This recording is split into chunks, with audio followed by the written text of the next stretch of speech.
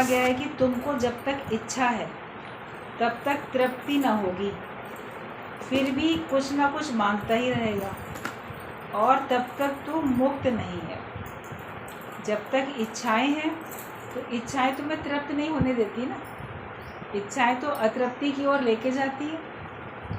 और उन इच्छाओं की पूर्ति के लिए आप सबसे कुछ ना कुछ मांगते ही रहते हो। भगवान से भी कुछ मांगते हो, प्रार्थना करते हो, जो आपके सगे संबंधी हैं उनसे भी कुछ मांगते हो, औरों से भी उम्मीद करना मांगना ही है।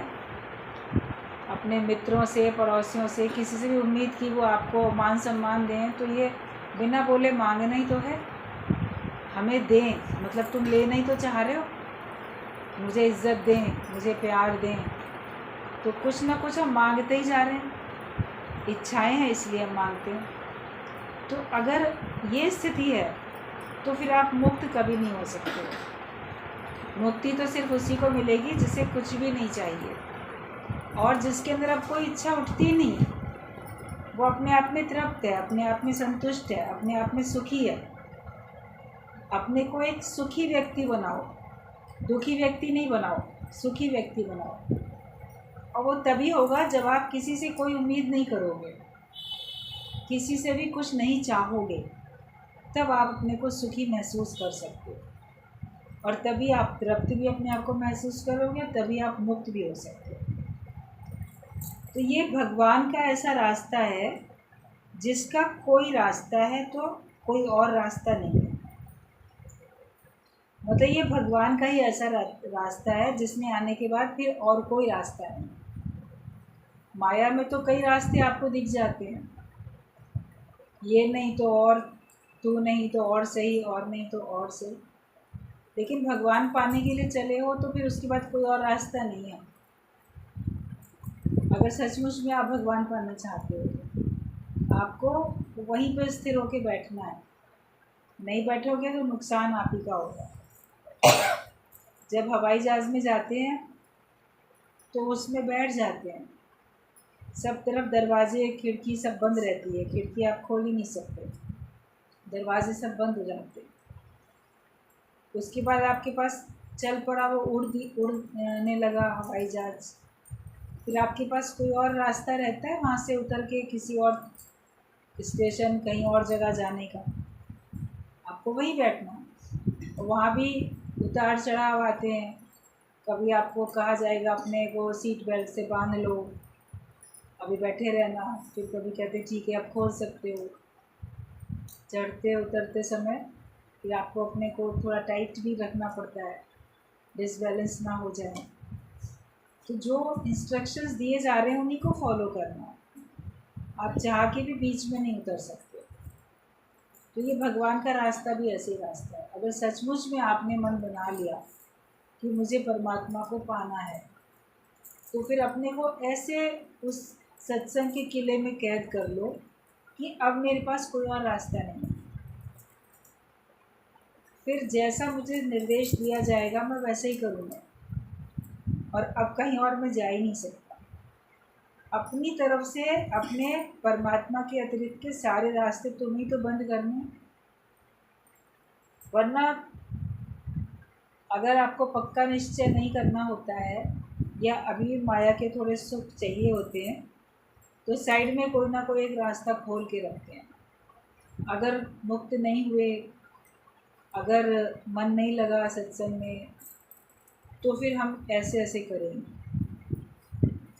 फिर सत्संग छोड़ के हम चले जाएंगे। इसीलिए संबंधियों से या अपने मित्रों से या कोई किसी से भी आप थोड़ा अपना उस प्रकार से नाता जोड़ के रखते हो कि चलो ये मेरे काम आएंगे। भले वो काम ज़रूर आते हैं, इसमें कोई दो राय नहीं है, क्योंकि आप भी तो उनके काम आते हो, इसलिए वो भी आपके काम आते हैं। फिर उनके अंदर भी मोह है, आपके अंदर भी है, उनके अंदर भी अपनापन है, आपके अंदर भी अपनापन है, तो ज़रूर वो काम में आते। लेकिन आखिर में कौन काम होता है? तो प्रभु नाम ने ही आखिर है काम दे रहे हैं। अंत में तो भगवान ही काम में आते हैं ना। बाकी रास्ते में तो बहुत लोग काम में आ रहे हैं आपके जीवन की यात्रा में। और आप भी उनके लिए हेल्पफुल होते चलो। मगर अटकना तो कहीं पर भी नहीं है।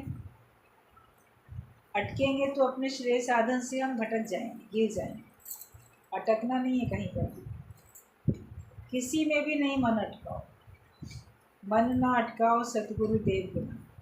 भगवान के सिवाय, गुरु के सिवाय अपना मन कहीं नहीं अटकना चाहिए। अपने अंदर ये धुन लगी रहनी चाहिए कि इसी जन्म में ही प्रभु को पाके रहना, और कोई चाह हमारे अंदर बचे नहीं। और जब आप बाकी सारे रास्ते बंद कर लोगे, तब भगवान का रास्ता आपको आगे तक आपको दिखेगा, आप उसी पे ही चलोगे। लाचारी मजबूरी में समझो या अपनी खुशी से समझो, आप वहीं पे चलोगे तभी आपको परमात्मा का साक्षात्कार भी होगा। तुमसे सहज त्याग हो जाए, जबरदस्ती का त्याग नहीं है, लेकिन तुमसे सहज त्याग हो जाए। माया का त्याग, मोह ममता का, विकारों का सहज त्याग हो जाए। उसको त्याग करने में तुम्हें खुशी मिले, उसको त्याग करने में उलझन ना हो, मन ना चले, आपको लगे कि शुक्र है ये मैंने त्यागा, या किसी ने मेरे से ये जिम्मेदारी ले ली, तो बहुत शुक्र है। वरना तो कर्तापना होता है, तो हमको सब चाहिए, हम अपना राज्य किसी को कैसे दे दें। एक ज्ञानवान राजा था, उसने अपने राज्य में ऐलान करके रखा था कि सवेरे सवेरे जो भी पहला व्यक्ति आएगा मांगने के लिए, याचना करने, याचक कोई भी आएगा, वो जो कहेगा मैं उसको दूंगा, जो भी मांगेगा वो मैं उसको दूंगा, उसकी मर्ज़ी का। बाकी तो वो रोज़ जो भी देना होता था दान में, उसको जो देना है, बाकियों को तो राजा अपनी मर्ज़ी से देगा, लेकिन जो पहला होगा उसको उसकी मर्ज़ी का मिलेगा। उसके राज्य में सब लोग फिर धीरे धीरे इतने तृप्त थे कि उसके पास कोई आता ही नहीं था याचना करने, मांगने। अगर कभी आया तो उसने उसकी बात मानी भी। एक गुरु के आश्रम से शिष्य पढ़ के निकला, उसके पास था नहीं कुछ गुरु दक्षिणा में देने के लिए, सभी ने दिया गुरु दक्षिणा में, अंत में कुछ गुरु को उसके मन में आया मेरे पास भी कुछ होता तो मैं देता। गुरु ने कहा कोई बात नहीं, ज़रूरी नहीं है कि तुम कुछ देकर ही जाओ, तुम ज्ञान लेके जा रहे हो, ज्ञान से अपना जीवन बनाओ और अपना कारोबार जो भी तुम्हें करना है करो। जब कभी फिर दोबारा वैसे आओगे तो वैसे कभी तुम्हारा मन होगा तो दे देना, बाकी ज़रूरी थोड़ी कि दिया जाए। गुरु ने तो प्यार से उसको समझा के भेज दिया। अब उसका मन चल रहा था कि मैं भी कुछ होता तो देता तो अच्छा लगता। अपने घर तक जाते जाते उसको रास्ते में किसी से पता चला कि फलाने देश का जो राजा है वो इस तरह से मन मांगी मुराद पूरी करता है। तो उसको लगा कि अपने घर जाने के बजाय, अपने गांव जाने के बजाय मैं राजा के देश की तरफ क्यों ना चला जाऊँ, उससे जो मांगूंगा वो दे देगा, तो मैं उससे कुछ मांग लूँगा और वो गुरु को भेंट करूँगा। तो वो चल पड़ा उधर ही, रात तक, शाम तक पहुँच गया वहाँ पे। अब पहुँचने के बाद वो रात भर महल के दरवाजे के बाहर खड़ा है। बोला मैं पहला व्यक्ति बन के रहना चाहता हूँ, कोई मेरे से पहले अगर खड़ा हो गया तो मन मांगी तो उसकी मुराद पूरी होगी। हमें तो राजा अपनी मर्ज़ी से जो देना चाहेगा देगा, सेकंड नंबर लाइन लगती है याचकों की, ऐसा वो जानता था। तो वहाँ पहुँचा तो कोई भी नहीं था वहाँ, तो रात में बड़ा खुश कि चलो पहला नंबर मैं हूँ। अब सवेरा होने तक रात भर में उसके अंदर देखो कितने कितने विचार चलते हैं। क्या मांगे, एक सोने की मोहर मांगेंगे, मतलब एक थोड़ी अच्छी लगी गुरु को देने में, 2 मोहरें मांगेंगे, वो तो जो मांगेंगे वो देगा। फिर 2 नहीं 5 देनी चाहिए, 5 मोहरें सोने की मांग लूँगा।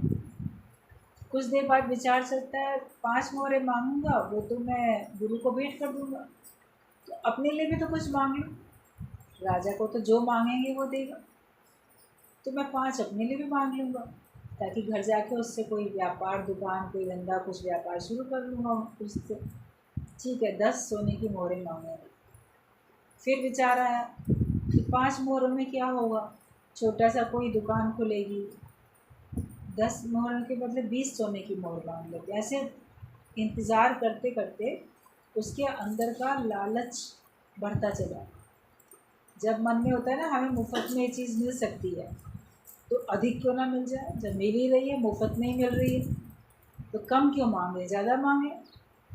तो उसका वो मन का विचार ऐसे उसको भटकाने लगा। 20 मोहरें अच्छा, 50 मोहरें अच्छा, 100 सोने की मोहरें करते करते उसके मन में आया मैं आधा राज्य मांग लूँगा। ठीक है, आधा राज्य मांग लूँगा और तब मैं आराम से मैं भी कहीं का राजा बन के रहूँगा। आखिरकार सवेरे होने तक उसके मन ने उसको इतना पक्का करा दिया कि नहीं, आधा क्या करोगे, पूरा ही राज्य मांग लो ना, दे ही देगा ना वो। तो वो कह रहा जो मांगोगे देंगे। तो इतना उसका मन उसके ऊपर हावी हुआ, इच्छा, लोभ, लालच। अभी मिला 1 टका भी नहीं है, मगर मैं पूरा राज्य मांग पक्का कर दिया। अब उसके आगे क्या मांगेगा, उसके आगे तो उससे कोई हो ही नहीं सकता। राजा से पूरा उसका पूरा राज्य ही मांग लेगा, फिर तो राजा के पास कुछ और देने के लिए होगा ही नहीं। सब मांग लेता हूँ, ये सोच के खुश हो गया। सवेरा हुआ, राजा बाहर निकले, अपने मंत्री था उसके साथ में दरवाजे के बाहर निकले तो देखा वो खड़ा है याचक। और उस याचक ने देखा कि उसके अतिरिक्त कोई और आया ही नहीं था ही नहीं कोई और। तो उसको ये भी हैरानी लगी कि इस राज्य में कोई और लोग मांगने के लिए आते नहीं है क्या, आज मैं ही अकेला हूँ। और उसके राज्य में सब खुश थे, तृप्त थे, ज़बरदस्ती क्यों मांगने जाएंगे। इससे पूछा राजा ने बड़े खुश होके, अरे शुक्र है तुम कुछ याचना करने मांगने आए हो, बताओ तुम्हारी क्या इच्छा है, क्या चाहते हो। तो कहता है महाराज मैं ना आपसे आपका पूरा राज्य चाहता हूँ, आप मुझे अपना पूरा राज्य दे दो। कह भी दिया उसने राजा से।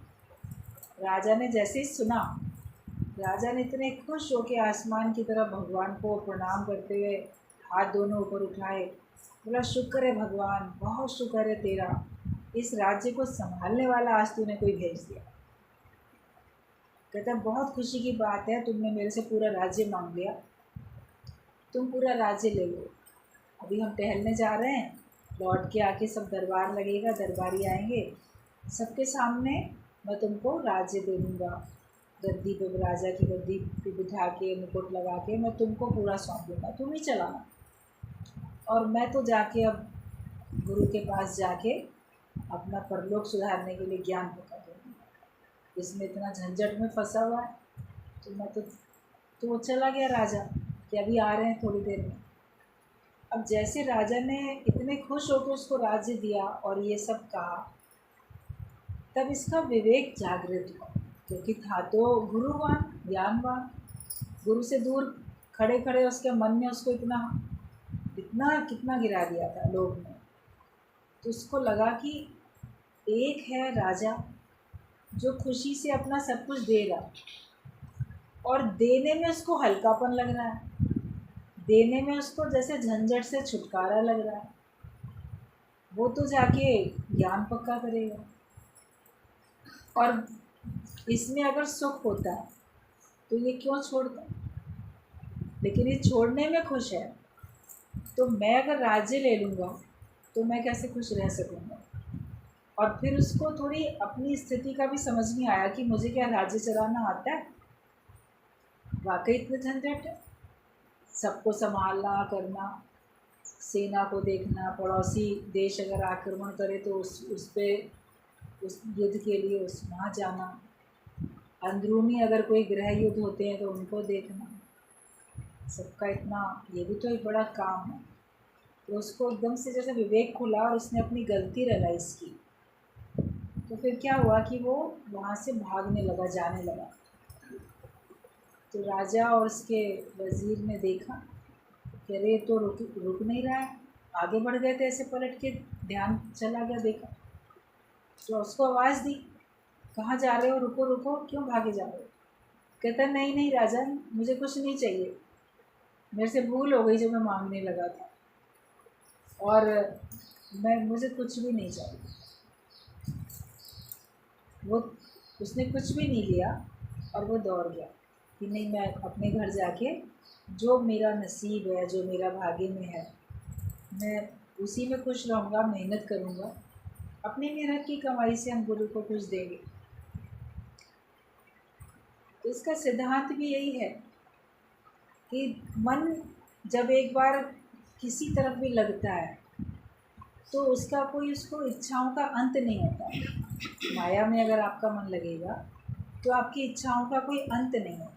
आप बहुत कुछ ये भी मिले वो भी मिले, मगर ये याद रखना कि सब कुछ मिलता तो जाएगा, मगर उसमें तुमको संतुष्टि तृप्ति का तो अनुभव नहीं हो पाएगा, क्योंकि मन में अधिक पाने की लालसा है। आपको इस लोक का सुख पूरा, इस लोक का पूरा राज्य मिल जाए तो आप स्वर्ग का राज्य चाहोगे, स्वर्ग लोक मिल जाए, इंद्र लोक मिल जाए, अच्छा ब्रह्म लोक मिल जाए, शिव लोक मिल जाए, पूरा ब्रह्मांड मुझे मिल जाए, और पूरा ब्रह्मांड मिलने के बाद भी करोगे क्या? तो तृप्ति तो तभी भी नहीं आएगी। माया में ये कमी है कि उसमें तृप्ति है ही नहीं। कोई भी माया में अगर जाता है तो वहाँ से उसको कभी भी तृप्ति मिलती नहीं है। मन उसका हमेशा अतृप्त रहता है। तृप्ति तो परमात्मा में है। आपको ज्ञान मिलेगा तो आप संतुष्ट हो जाओगे, ज्ञान मिलेगा तो फिर आपके अंदर में भरपूरता आएगी। बिना ज्ञान के नहीं आती है भरपूरता। अपने को इच्छा रहित बनाने के लिए कोशिश करो कि हमें कुछ भी नहीं चाहिए, जो मिलेगा उसमें बंधन है, उसको संभालना उसकी जिम्मेदारी। सुख के साधन मिल सकते हैं, लेकिन सुख का अनुभव करने के लिए वो मन कहाँ तुमको मिलेगा जिस मन में इच्छाएं हैं। गुरु हमारे मन को ऐसा बनाता है कि हम सुख का अनुभव कर पाते। फिर तो ज्ञानवान फकीरी में भी खुश है, अमीरी में भी खुश है, तो फकीरी में भी खुश है, क्योंकि उसको खुश रहने की कला आती है। वो अपने को प्रसन्न हर हाल में रख सकता है। अपने को सुखी व्यक्ति बनाओ, अपने को प्रसन्न व्यक्ति बनाओ, तृप्त बनाओ अपने आप। अब वो ज्ञान से ही होगा, बिना ज्ञान के नहीं होगा। और जब तुम चाहोगे तभी होगा, जब नहीं चाहोगे तो चाहे जैसे भी बात चल रही थी, डॉक्टर के पास पेशेंट गया, दवाई लेके आया भी, और लेकिन उसने जो परहेज़ बताया था वो परहेज़ तो किया ही नहीं, बदपरहेज़ी लगातार करता रहा, तो दवाई का तो असर नहीं हुआ। 1 महीना दवाई खाई, 2 महीना, 3 महीना, आखिरकार डॉक्टर कहता है कि तुम ठीक क्यों नहीं हो रहे हो। जब पूरी इसकी इंक्वायरी की तो मालूम पड़ा कि जिस बात के लिए मना किया है, जो परहेज़ है, वो तो ये कर ही नहीं रहा है, दवाई भले खा रहा। तो उसने कहा जब तक साथ में परहेज़ नहीं करोगे तुम कैसे रोग मुक्त हो सकते हो। तो हम सत्संग में आके ज्ञान की औषधि तो सुन रहे हैं, ले भी रहे हैं, मगर माया से परहेज़ नहीं करते, उसमें लिप्त हैं, तो फिर हम ज्ञानवान कैसे बनेंगे? फिर हम मुक्त कैसे होंगे? फिर तो हम बंधन में ही रहेंगे। और संसार में हो तो वहीं पे तो आपको परहेज़ करना। डॉक्टर के पास जाते हो, वहाँ तो उसके सामने थोड़ी कोई बदपरहेज़ी करते हो। उसके सामने तो आप बस दवाई का पर्चा लिया या उसने दवाई दी और चले आए। वहाँ बैठ के उसने कहा था ये नहीं खाना वो नहीं खाना, तो क्लिनिक में डॉक्टर के सामने बैठ के थोड़ी आप खाओगे। मान लो आपके पास बैग में है भी खाने की वो चीज़ जो डॉक्टर ने मना किया, आपको पहले से पता नहीं था और आपके पास है, तो आपने सोचा होगा कि वहाँ लेट होएगा तो हम ये भूख मिटाने के लिए खा लेंगे। लेकिन जब वो मना कर देता है तब तो बोलते नहीं अभी किसी और को खिलाएंगे, हम नहीं खाएंगे, क्योंकि आपको ठीक होना होता है।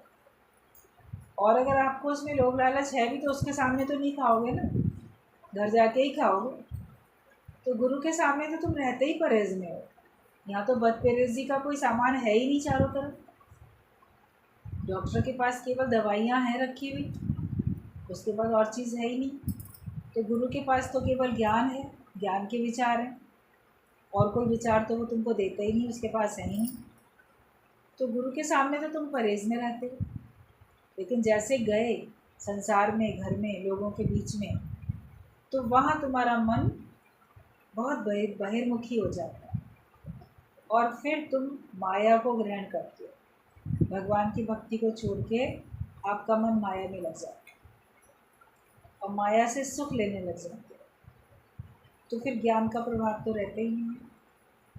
अभी बात जैसे गुरु जी की चल रही थी कि अगर तुम शराबियों के बीच में बैठे हो, मान लो पुलिस आती है पकड़ती है, जुआरियों के बीच में बैठे हो, पुलिस आके पकड़ती है, तो आप बोलो नहीं मैं बैठा इनके साथ था, मित्र है मेरे, लेकिन मैं तो जुआ नहीं खेल रहा था।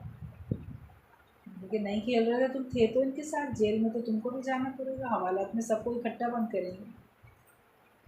कहीं लड़ाई झगड़ा भी हो रहा है ना दो पक्ष में, तमाशबीन बड़े खड़े हो जाते हैं तमाशा देखने के लिए, कोई इस साइड में कोई उस साइड में, कोई इसकी तरफदारी करने को कोई दूसरे की तरफदारी करने को। और लड़ाई अगर बढ़ गई है तो बाकी लोग भी थोड़ा हाथापाई करने लग जाते हैं एक दूसरे से, पूरा एक गुट दूसरा गुट।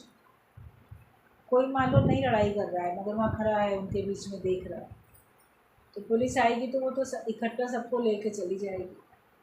आप बोलोगे कि मैं तो लड़ाई नहीं कर रहा था, मैं तो केवल देख रहा था, मैं तो केवल बैठा हुआ था, देख रहा था केवल, मैं तो खड़ा रहा यहाँ पे। तो पुलिस बोलेगी तुम थे तो इनके बीच में, खड़े तो थे, तो इसके लिए अभी तो तुम्हें सबको एक सिरे से हवालात में जाना पड़ेगा। बाद में तुम्हारे ऊपर जब इंक्वायरी होगी, मुकदमा चलेगा, तुम अपनी सफाई दोगे और ये सिद्ध हो जाएगा कि तुम इन दोनों में से किसी के भी तरफ में नहीं थे, तब तुमको छोड़ा जाएगा। लेकिन फॉर द टाइमिंग तो उनको सबको ही पुलिस की मार खा के इकट्ठे ही गाड़ी में भर के लेके जाती है ना पुलिस, हवालात में भी बंद कर देती है, फिर मुकदमा भी, जेल भी, सब होता है। क्योंकि हम बैठे उनके साथ थे, हम खड़े उनके साथ थे, हम उनका व्यर्थ की लड़ाई झगड़े का तमाशा देख रहे थे। तो आप अगर संसार वालों के साथ बैठे हो, चाहे आप कोई कर्म करते हो कि या नहीं करते हो, लेकिन संसार जो और लोग हैं वो तो देखेंगे ना कि ये भी ऐसा ही होगा ना, तभी तो इन लोग का संग कर रहा है, और इसको भी उन चीज़ों में इंटरेस्ट आता होगा तभी तो ये खड़ा देख रहा है। जिसको इंटरेस्ट नहीं होता वो चले जाते हैं कहीं, कोई और मान लो बाजीगर का कोई और चीज़ का तमाशा कहीं खेल होता रहता है, तो कई लोग ऐसे देखते रहते हैं, ऐसे घेरा बना के देखते रहते हैं। फिर वो अपना खेल ख़त्म कर लेता है तो सबसे मांगता है अपना, जिसका जो मन पड़ता है पैसे लेके निकल जाते हैं। ये उनका अपना आजीविका चलाने का तरीका होता है। कोई भालू का, कोई बंदर का, कोई सांप का, कोई नाच दिखाएगा, कोई अपना नाचेगा, कोई और अपना कलाबाजियाँ करता, कोई रस्सी पे चलना, कोई कुछ, कई ऐसे होता रहता है। तो जो इंटरेस्ट रखते हैं वही लोग तो खड़े होके वहाँ पे देखते हैं, और देखते हैं तो कुछ पे भी करते हैं। तुम्हें माया में इंटरेस्ट है तभी तो तुम माया के पास जाके उसका तमाशा देखते हो, खड़े होते हो। संसार में तुम्हारी रुचि है तभी तो तुम जाके खड़े होते हो, तो तुम्हें कुछ पे भी करना पड़ेगा, कीमत तो कुछ ना कुछ चुकानी पड़ेगी। और जिनके बीच में रहोगे लोग तुमको वैसे ही समझेंगे, चाहे तुम वैसे हो या नहीं। बेनिफिट है कि अगर आप सत्संग में आके बैठे हो, आप सत्संगी नहीं भी बने हो तो भी लोग आपको सत्संगी समझते हैं। आप पूरी तरह ज्ञानवान नहीं बने तो भी तो लोग आपको ज्ञानवान ही समझते हैं। सभी तो कहते हैं कि नहीं ये ज्ञानी है, ये सत्संगी है। अंदर से आप बोलो अभी तो मैं पूरा ज्ञानी बना भी नहीं, मैं तो भी सत्संगी बना भी नहीं हूँ, मगर आपके ऊपर सत्संग का नाम तो पड़ गया, लोग आपको अच्छी निगाह से देखने लग जाते हैं और आपसे उम्मीद करते हैं ज्ञानवान वाले व्यवहार की। और फिर अगर आपसे ज्ञानियों का व्यवहार उनको नहीं दिखता है तो उनको भी अफसोस होता है कि हम तो इसको बड़ा अच्छा समझते थे, मगर इसका संग किया तो हमने देखा इसके अंदर तो हज़ार अवगुण हैं, इतनी बुराइयां भरी पड़ी हैं इसके अंदर। तो फिर आपकी और अधिक बदनामी होती है कि इतना सत्संग में जाने पर भी नहीं सुधरा, इतना गुरु का संग करने पर भी नहीं सुधरा ये व्यक्ति, तो ये तो कैसी बुद्धि का है मालिक, इसके पास अपनी समझ ही नहीं है, इसने अपने ऊपर कृपा ही नहीं की। आप सोचोगे कि गुरु को कोई दोष देगा, गुरु को नहीं कोई दोष देगा, दोष तुम्ही पे जाएगा। उसी गुरु का संग करके बाकी लोग तो मुक्त हो गए, बाकी लोग ज्ञानवान बन गए, पूर्ण हो गए, तुम्ही को नहीं बने। कहीं थोड़ा सा टीचर के ऊपर आता है इल्ज़ाम, लेकिन उसके बावजूद भी ऐसे थोड़ी आता है कि टीचर के कारण से बच्चे फेल हुए। अगर क्लास में बहुत ज़्यादा बच्चे उस सब्जेक्ट में फेल हो जाते हैं, तब टीचर पे बात आती है कि एक फेल होता है, दो फेल होता है, इस सब्जेक्ट में इतने सारे बच्चे क्यों फेल हो गए? इसका मतलब इसने ठीक से पढ़ाया नहीं। ये 50 बच्चे अगर एक क्लास में हैं और 25-30 बच्चे फेल हो गए, तो टीचर के ऊपर इल्ज़ाम आएगा ही आएगा। मगर एक दो फेल हुआ तब थोड़ी आएगा टीचर पे इल्ज़ाम। तो गुरु के ऊपर इल्ज़ाम नहीं आता, क्योंकि उसके पास आके सब सुधरते जाते हैं, और जो नहीं सुधरता है तो कहा उसी को जाता है। इसलिए अपने को सुधारना हमको खुद को है। और मान लो गुरु पे इल्ज़ाम आ भी गया, तो गुरु तो अपने निश्चय से मुक्त है, लेकिन तुम तो श्रेय साधन से गिर गए। तुम अपने को बचा लोगे, मेरी गलती नहीं है, गुरु ने मुझे सही ज्ञान नहीं दिया, तो उसने छिपा के दिया क्या बाकी सबको? ओपनली तो सबको ज्ञान दिया, तुमको भी दिया, तो फिर तुमने उसको जीवन में उतारा क्यों नहीं? कहते जो पीने से मुख मोड़े उसे कौन पिलाए। जो बात मानना ही ना चाहे उससे ज़बरदस्ती कोई नहीं मनवा सकता है। ज्ञान ऐसी चीज़ है कि आपको ज़बरदस्ती कोई ज्ञानवान नहीं बना सकता है। गुरु आपको ज्ञान दे सकता है, लेकिन तुम ज्ञानवान बनो, उसके लिए तुम्हें खुद चाहत होनी चाहिए कि मैं ज्ञानवान बनना चाहता हूँ, तब आप बन पाओगे। अपनी आँख से तुमको देखना पड़ेगा ना। आँख बंद करके बोलो मुझे तो हीरा दिख नहीं रहा, मुझे तो चाँद दिखाई नहीं दे रहा, तो आँखें तो खोलो अपनी, उसमें रोशनी तो भरो, ज्ञान का प्रकाश तुम्हारे अंदर में हो, तब तुमको सब तरफ सर्वत्र परमात्मा दिखेगा, वरना तुम्हें नहीं दिखने वाला भगवान। अपना भला बुरा भी नहीं देख पाते हो, अपना वास्तव में जिस बात में कल्याण है उसको नहीं पता चलता, और जिसमें हमारा नुकसान है उसको हम पाने की कोशिश करते हैं कि इससे फ़ायदा होगा। तो ये हमारी बुद्धि बहुत तामसी बुद्धि है। जो जो चीज़ मेरे लिए सही नहीं है उसको सही करके जानती है, सही को है उसको गलत, और गलत को सही करके जानती है, उल्टी बुद्धि है। तो इस तामसी उल्टी बुद्धि को सही करो, सीधा करो, ज्ञान को समझो, जैसा गुरु बताए वैसे ही हमको अपने जीवन में वैसे ही चलना, अपनी मन बुद्धि नहीं चलानी है। तब आप देखोगे कि आप इस जन्म में निर्बंधन हो जाते हो, तो हमारा सहज त्याग हो जाए, ज़बरदस्ती का नहीं, सहज त्याग होता है। जैसे उस लड़के का विवेक खुला तो उसने सहज ही, उस पूरा राज्य मिल रहा था उसका त्याग किया ना, वरना तो ले लेता तो उसी में फंस के बैठ जाता। माया तुम्ही ने चाही, तुम्ही ने संकल्प किए, कभी तुम्ही ने प्रार्थनाएं की भगवान से, तो तुम्हें मिल गई है, मगर उसका अंदर से सहज त्याग तो ज्ञान के बाद तुम्हें करना है। दिखावे से करोगे तो हमेशा याद रखोगे मैंने ना इतना इतना छोड़ा था, मैंने तो ये भी त्याग किया, मैंने वो भी त्याग किया। त्याग का भी अभिमान करते हो और सेवा का भी अभिमान करते हो, किसी भी चीज़ का अभिमान तुम्हें गिराएगा। और सहज त्याग तुम्हारा तब हो जाता है जब तुम्हारे पास ज्ञान का प्रकाश आता है। ज्ञान की रोशनी आने से तुम्हारा अज्ञान का अंधेरा चला जाता है, तब तुमसे सहज त्याग होता है। Be still and know that you are that. स्थिर हो जाओ, बी स्टिल हो जाओ और ये जानो कि तुम ही वो हो, मतलब कि वो परमात्मा तुम ही, इस बात को जानो। स्थिरता से बैठो, स्थिर बुद्धि होके बैठो। अगर हम स्थिर होके नहीं रहेंगे तो हमको अपने स्वरूप की कभी पहचान भी नहीं हो सकती। तो इसलिए तुम्हारा धर्म है शांत हो जाना, अशांति में नहीं रहो।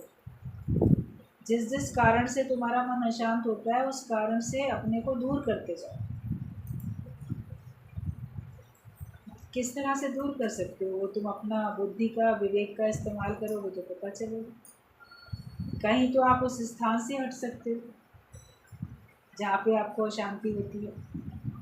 कभी उस स्थान से आप हट भी नहीं सकते जहाँ शांति होती है, तो वहाँ से अपने मन को हटाओ। कहीं से तन को हटाना पड़ेगा, कहीं से मन को हटाना पड़ेगा, तब आपका अंदर में स्थिरता मिलेगी, आपका मन शांत होगा। वरना आप ना तो शरीर से हटते हो, ना मन हटाते हो, माया में ही मन रहता है, उस परेशानी में ही मन रहता है, तो फिर आपको हमेशा अशांति का ही अनुभव होगा। तो तुम्हारा धर्म है शांत रहना। अगर तुम अशांत हो तो तुम अधर्मी हो। भगवान का भक्त भगवान के ध्यान में रहता है, इसलिए उसका मन प्रसन्न रहता है, शांत रहता है। और तुम्हारा धर्म है शांत हो जाना। ब्रह्म ज्ञानी का धर्म है विलिंग रिनाउंसिएशन, मतलब अपनी खुशी से ही सहज त्याग कर देना। ये ब्रह्म ज्ञानी का धर्म है। खुद ही छोड़ दो, परिस्थितियाँ छुड़ाएं, काल देवता आके छुड़ाए, तुम्हारा भाग्य तुमसे माया छुड़ा ले, तुम खुद ही छोड़ दो। छोड़ने का मतलब ये नहीं कि आप अपनी प्रॉपर्टी किसी के नाम कर दोगे, मतलब अंदर से मन विरासत कर। किसी भी चीज़ में अगर मन अटका हुआ है तो उससे मन को हटा दो। ये होता है अपनी खुशी से छोड़ दो। वो आत्मा से आत्मा में संतुष्ट होता है। ज्ञानी, ब्रह्म ज्ञानी जो होता है वो अपनी आत्मा से अपनी आत्मा में संतुष्ट रहता है। उसको संतुष्टि के लिए, शांति के लिए किसी और की आवश्यकता नहीं पड़ती है। अगर तुम्हें अपने मन की शांति के लिए, संतुष्टि के लिए किसी और की आवश्यकता है तो तुम अभी ब्रह्म ज्ञानी नहीं हो। ब्रह्म ज्ञानी अपने में तृप्त रहता है, अपने में भरपूर। वो स्थिति अपनी बनाओ। वो अपनी आत्मा से आत्मा में संतुष्ट है। खोजी होए तुरंत मिल जाए एक पल की तलाश में। अगर तुम खोज करना चाहते हो, अगर तुम वास्तव में चाहते हो कि तुम्हारी ऐसी स्थिति बने, तो वो तो तुमको एक पल की तलाश में तुमको मिल जाएगी। अगर तुम सोचो कि आखिरकार क्या ऐसी स्थिति बन भी सकती है, तो तुम अगर सचमुच में पाना चाहते हो ऐसी स्थिति ब्रह्म ज्ञानी वाली, तो तुम उसकी खोज करने के लिए सत्संग में आए हो, तो तुम्हारे को एक पल में तुम्हारी वो खोज पूरी हो सकती है। समय नहीं लगेगा अधिक, बस एक पल में तुम्हें ये निश्चय करना है कि मैं ये देह नहीं हूँ, मैं आत्मा हूँ, संसार बना ही नहीं, है ही भगवान। इतनी सी बात आप पक्की करोगे तो आपकी ब्रह्म ज्ञानी वाली स्थिति बनेगी। गुरु के वचन से भीतर में खोज करो और तब तुरंत मिल जाए एक पल की तलाश में। एक पल की तलाश थी तो तुमको तुरंत मिल जाता है। गुरु के वचन से तुम अपने भीतर में खोज करो कि और बाकी अब क्या इच्छा है। प्रभु के लिए कोई रास्ता नहीं, कोई और रास्ता है ही नहीं। इच्छा रख के भगवान मिल जाएंगे ऐसा है ही नहीं। भगवान को पाना चाहते हो तो यही है कि डिज़ायरलेस होके उनको रहना। कोई और रास्ता उसके लिए बना ही नहीं, एक ही रास्ता है। कहीं और जाने के कई रास्ते होते हैं, किसी घर जाने के आपको कई सारे रास्ते हैं। इस गली से भी जा सकते हो, उधर से भी जा सकते हो, वहाँ से भी जा सकते हो, लेकिन भगवान के पास जाने के लिए एक ही रास्ता है कि तुमको डिज़ायरलेस होना, इच्छा रहित होना, तभी तुमको भगवान मिलेंगे, वरना तुमको भगवान मिलेंगे। तो अपने अंदर अब ये खोज करो कि बाकी क्या इच्छा है। लेकिन प्रभु के लिए कोई और रास्ता है ही नहीं निरिच्छा होने के सिवाय। गॉड इज हाईएस्ट, आकाशवत आत्मा है। रास्ते तो सब धरती पर होते हैं, जो भी रास्ते होते हैं वो धरती पे होते हैं। ये गली वो गली, ये सड़क वो सड़क, अच्छा इस रास्ते चले गए, वहाँ से मुड़ गए तो लॉन्ग रूट से, शॉर्ट रूट से। रास्ते धरती बने होते हैं। आकाश में कोई रास्ते बने दिख रहे हैं क्या? आकाश तो पूरा एक जैसा है। हवाई जहाज भी चाहे तो अपना रूट चेंज करके भी जा सकता है। सड़क पे तो जो सड़क है उसी पे आपको जाना पड़ेगा, जो गली है उसी पे जाना पड़ेगा। तो अनेक रास्ते देह में होते हैं। देह की धरती पे हो तो अनेक रास्ते हैं, लेकिन जब आत्मा में हो तो उसमें अनेक रास्ते नहीं हैं, उसमें एक ही रास्ता है। परमात्मा को पाने का सिर्फ एक रास्ता है। पाना चाहते हो तो उसे एक रास्ते पे चलो, इच्छा रहित होके रहो। जो बात पूरी चल रही है निरिच्छा होने की।